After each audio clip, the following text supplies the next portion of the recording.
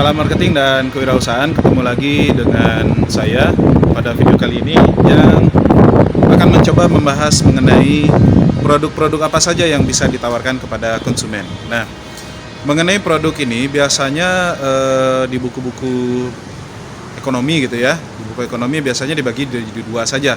Pertama barang, yang kedua jasa. Dan pembagiannya itu sederhana sekali. Kalau barang adalah produk yang bisa dilihat, bisa diraba, bisa dipegang ya kan, berbentuk nyata atau tangible dan lain-lain sebagainya. Sementara kalau produk berupa jasa itu adalah yang tidak bisa dilihat, tidak bisa diraba, tidak bisa tidak bisa dirasakan ya kan. Nah, itu adalah jasa. Nah, kalau di dalam manajemen pemasaran, pembagian produk itu lebih panjang gitu ya, karena produk itu tidak dibagi jadi dua tapi jadi 10. Kemudian pembedaan antara barang dan jasa juga lebih tepat sebenarnya. Karena yang namanya jasa itu tidak selalu dia itu tidak bisa dirasakan, atau barang itu tidak selalu bisa dipegang. Sebagai contoh gitu, produk berupa MP3 misalnya, atau file yang ada di komputer, itu apakah barang atau jasa? Itu adalah barang, tapi kan nggak bisa dilihat, nggak bisa dipegang, ya kan? File di komputer gimana cara megangnya, kan nggak bisa. Atau misalnya begini, ada seseorang yang sakit misalnya, kemudian dia itu disuruh oleh dokter pasang oksigen, kemudian dia disediakan oksigen. Oksigen itu barang atau jasa? Nah, pasti barang. Walaupun dia udara itu kan oksigen nggak bisa dipegang, nggak bisa diraba. Kalau tabungnya beda lagi, itu bukan oksigen gitu ya. Nah, jadi barang dan jasa apa sebenarnya bedanya? Barang dan jasa itu dibedakan dari bisa disimpan atau tidak.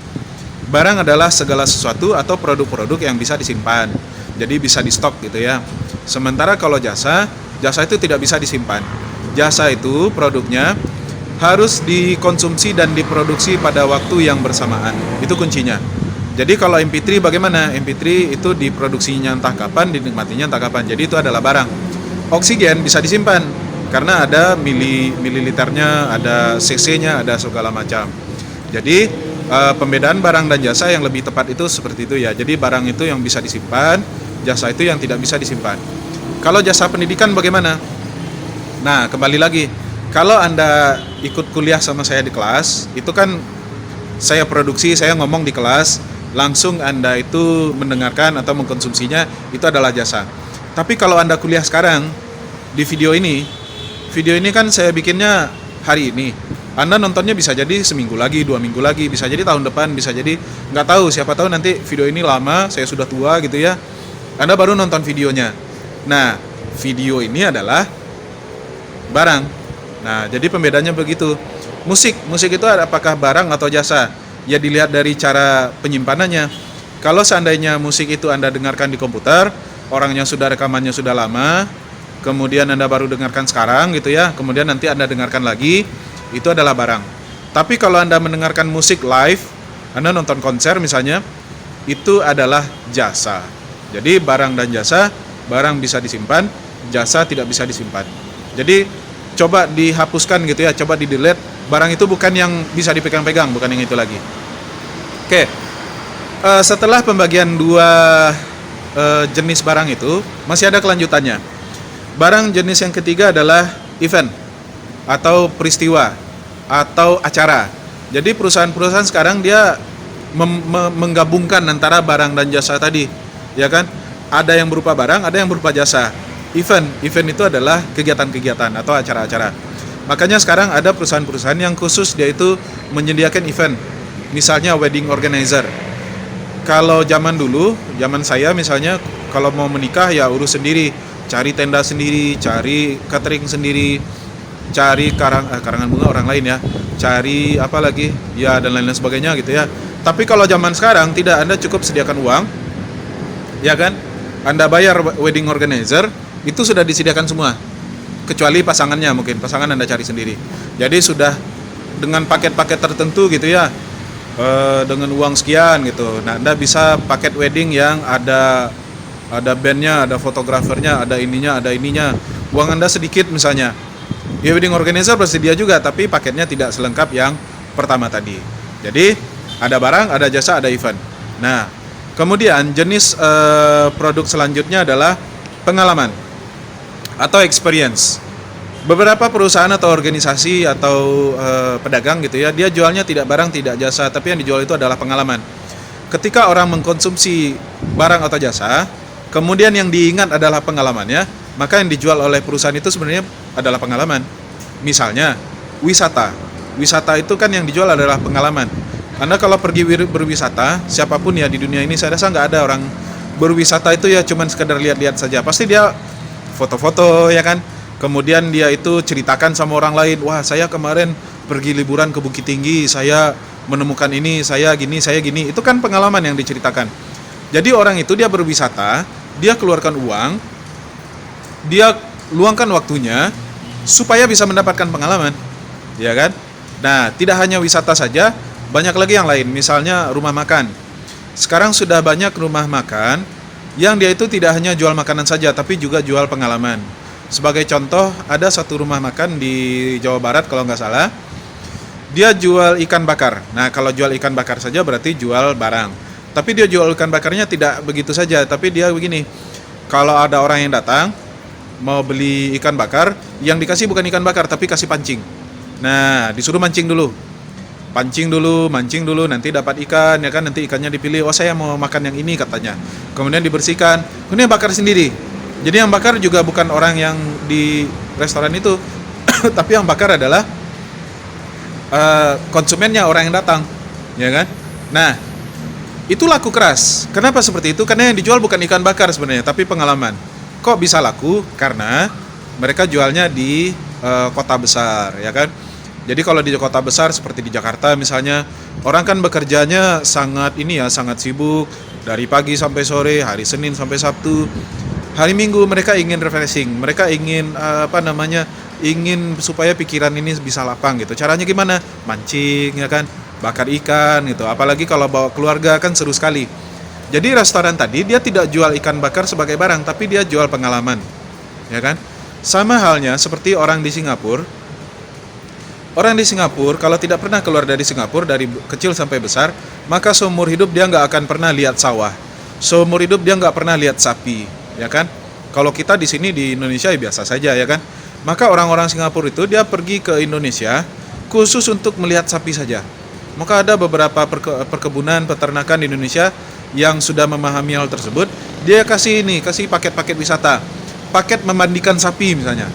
Kalau itu dijual ke kita ya mungkin nggak menarik, ngapain kita mandikan sapi, ya kan? Tapi bagi orang Singapura misalnya, orang Eropa yang seumur hidupnya nggak pernah lihat sapi, wah itu suatu pengalaman yang berharga sekali. Sampai di kampungnya, sampai di Singapura, mungkin itu ceritanya, saya kemarin memandikan sapi katanya, ya kan, sebuah pengalaman yang berharga sekali dalam hidup saya. Bagi kita mungkin biasa saja. Oke, kemudian yang bisa dijual adalah orang ini maksudnya ya bukan ini ya kita culik orang kemudian dijual di Batam, bukan itu ya. Orang ini maksudnya figurnya bisa dijual, ya kan. Makanya sekarang kan ada endorse, ya kan, kemudian ada apa lagi, promote, ya kan. Seseorang yang sudah dianggap influencer, memiliki follower sekian juta orang, itu satu update statusnya saja bisa dibayar puluhan juta. Saya pernah baca Gofar Hilman misalnya, itu dibayar 30-40 juta satu kali update status kalau dia mempromosikan satu kampanye atau satu produk gitu ya. Kok bisa? Ya karena dia kalau sekali update status itu dibaca oleh sekian ratus ribu atau sekian juta orang, maka perusahaan-perusahaan mau bayar dia. Nah, dia sebagai orang itu bisa dijual, itu maksudnya. Jadi orang itu bisa dijual figurnya, ya kan? Organisasi juga bisa dijual, ya kan? Jadi tadi orang, kemudian selanjutnya organisasi. Sama. Misalnya ginilah, kampus kita ini, sekarang saya kan berada di UNP nih. Nah, saya berada di UNP. Yang tahu di mana lokasi saya, silakan komen saja di bawah. Di UNP, dibandingkan dengan kampus swasta misalnya, ya kan? Orang lebih pilih mana? Mau di UNP yang kampus negeri atau di kampus swasta? Bagus betul pun kampus swasta, saya rasa orang akan lebih memilih kuliah di negeri.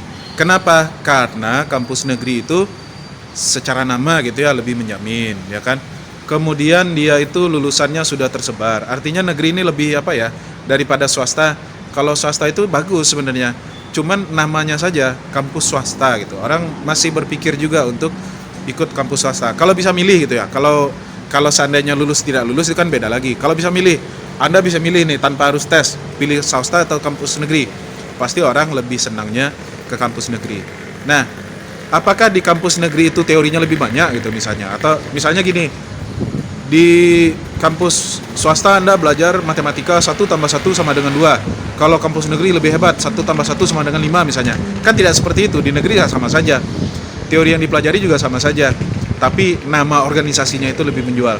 Anda punya ijazah lulusan UNP gitu ya kan, akan lebih membanggakan daripada Anda lulusan kampus swasta misalnya. Nah, sama juga misalnya Anda kuliah di kampus swasta di desa dan kampus swasta juga di Jakarta, orang pasti akan lebih pilih di Jakarta. Bukan karena lebih bagus ya, karena namanya saja. Kemudian yang bisa dijual ini juga tempat dan properti, ya kan? Bedanya apa? Tempat itu ya lokasinya, properti itu bangunannya. Kenapa dipisah? Karena tidak selalu orang beli tempat atau beli lokasi juga beli propertinya. Dan sebaliknya tidak selalu orang beli properti langsung beli tempatnya, ya kan? Kalau orang beli tempat saja, beli tanah saja misalnya. Kalau orang beli properti tapi tidak beli tempatnya, orang beli apartemen misalnya. Apartemen itu kan tanahnya nggak dijual. Yang dijual memang ruangan itu saja, ya kan? Jadi dia beli properti tapi tidak beli tempat. Kemudian hal selanjutnya yang bisa dipasarkan adalah informasi. Nah ini banyak sekali misalnya media-media berita ya kan, kemudian jurnal-jurnal ilmiah itu kan semuanya jualan informasi. Dan yang terakhir yang ke-10 adalah produk yang bisa dijual adalah gagasan atau ide. Ini adalah yang paling mahal dari ke-10-nya karena yang 9 lagi itu bisa ada gara-gara informasi karena adanya gagasan atau ide. Itu juga bisa dipasarkan. Bahkan sebagian orang yang sudah menciptakan teknologi baru misalnya, memiliki paten, dia bisa menjadi kaya raya gara-gara paten itu saja. Oke, itu adalah 10 macam produk yang bisa dipasarkan kepada konsumen. Semoga Anda bisa memahami dan bisa Anda kembangkan sendiri. Salam marketing dan kewirausahaan. Sampai jumpa di video berikutnya.